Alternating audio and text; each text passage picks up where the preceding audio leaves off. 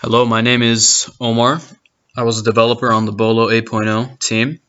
And in this video, I'm going to be going over some of the shortcomings and the wish list for the BOLO application. So let's get started. Only have a couple items on the shortcomings list. The first thing I want to mention is the image aspect ratio.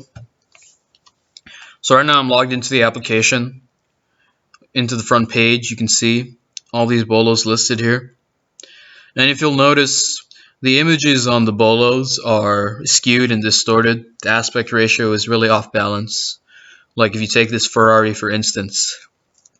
Now this is something that really needs to be addressed. The images need to be resized in a way that their aspect ratios are maintained. It's important for business reasons because this is the field of law enforcement, and a lot of these images are gonna do with ongoing investigations. So it's imperative that there are accurate depictions associated with the BOLOs. Another thing that I want to talk about is this strange bug that we discovered toward the end of the release. So if you see this posted by field for this BOLO, this was posted by someone named Gomez. But for some reason, if the person's name was really long, like 20-25 characters long, the whole format of the front page would be completely disorganized. It would be really offset. So like some of the BOLOs would be way down here. There'd be a huge white space where there shouldn't be.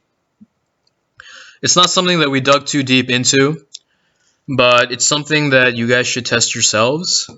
So create a bunch of BOLOs like what we have here, and then try to replicate the bug that I just mentioned. And one of my team members did say it had something to do with the front end or the CSS, so you may want to look into that. So I'm going to get started right now with the wish list. Now the first and foremost, the biggest thing that they wanted on the wish list, that's on the wish list currently, that would be two-factor authentication. It's actually something that we were supposed to implement in this release, but we didn't really have the time. So you can expect it to be something at the top of their list on the next release. Essentially, it's two-factor authentication, which is necessary security for an application that's used in this field.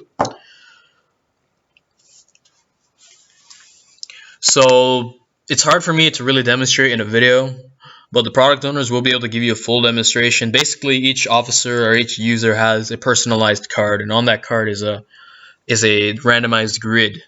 And the application would ask you to, let's say, find the number in this location on your card and enter it. And then the user, when they enter all the correct numbers, they would be able to proceed and log in with their credentials. Again, it's not something I can really demo here. The product owners will be able to bring an example of the card that they're talking about, and they'll be able to demonstrate to you just exactly how they want it to work. Next, we have something called dark mode. This is essentially a day and night feature for the application. So users will be able to toggle between day and night mode. And this is because the application will be used by officers in police cruisers. So they want a way for them to toggle on night mode so that it can minimize the amount of brightness and bright light within the vehicle. Next, we want to be able to import users from an Excel sheet. So you should be able to feed an Excel sheet into the application. And the application should be able to interpret the Excel sheet and the data on the Excel sheet and automatically create new users based on the data that it reads. Next, they want an installation package to be created for the application so that it can be easily distributed. You can speak to Frank about that. He's one of our product owners. Next, and this is something I have to show you directly. Right now I'm logged in as a root user. And so let's look at the About Us page. So we have this About Us page, which basically gives information about the application. Now, root users and administrative users, they have an extra tab that other users don't have, which is called the admin tab. And within the admin tab, they can actually edit the About Us page. And that's right here. And the text editor that we're using here is called Quill.js. This is a new text editor that we implemented in this release. So what we want to do is really migrate this to other editors. So we have this edit user guide page here. Now, if you don't know what user guides are, it's basically these. You go to the user options and you go click user guide. And these are all the available user guides, basically telling you how to create a BOLO, how to archive a BOLO, etc., etc. And a root user can actually edit these under the admin tab. So they could edit the create a BOLO guide right here. And here the text editor is really not very sophisticated, very primitive. So basically we just want to be able to migrate this Quill.js text editor into all of these editors here, so that every editor feature is, basically robust and refined. Next, some additional features. There should be a way to transition away from Sendgrid or any other third-party services. Now, Sendgrid is the service that we use to send emails to other users, and this is something we need to migrate away from, basically for security reasons and the fact that there are certain policies which the product owners need to abide by. So we can't really rely on Sendgrid or any other third-party application for this. The next thing is, it would be very useful to add system settings to that the root users or the administrators can use. Additional system settings, that would be appropriate for the scope of their user tier. The details of which you can discuss with the product owner, just exactly, what privileges should they have, what are things that they should be able to do that they aren't able to do currently.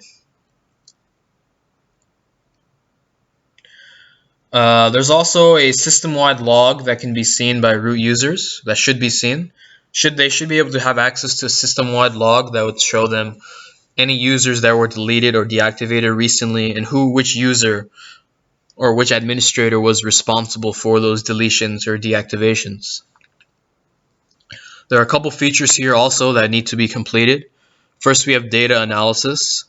This is basically various statistics that are collected by the BOLO application, such as how many BOLOs are created in a day, which agency creates the most BOLOs, how many users are creating BOLOs, at what time of day are the most BOLOs created, etc., etc.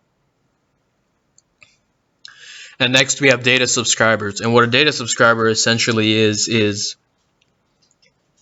like, let's say an external entity like the federal government wants to have access to BOLO data. Well, we would add them as a data subscriber, and whenever a BOLO is created, they would receive an email pertaining to it.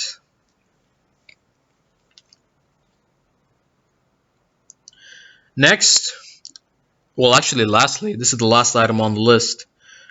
It would be useful to have a new feature for basically the end users to be able to provide feedback directly onto the app.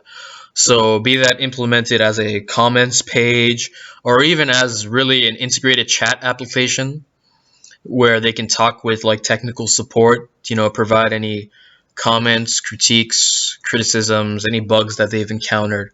Basically, a more direct way for them to be able to voice their concerns with the application. And again, these are all things that you'll be discussing with the product owners. They may be subject to change. Some things may not be as high a priority as others. Other things they may want to move to the backlog. They may come up with new things that are more important to them as they beta test the application on their servers.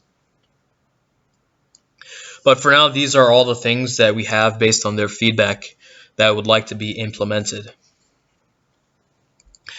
And that about concludes this video. Thank you for watching, and have a pleasant day.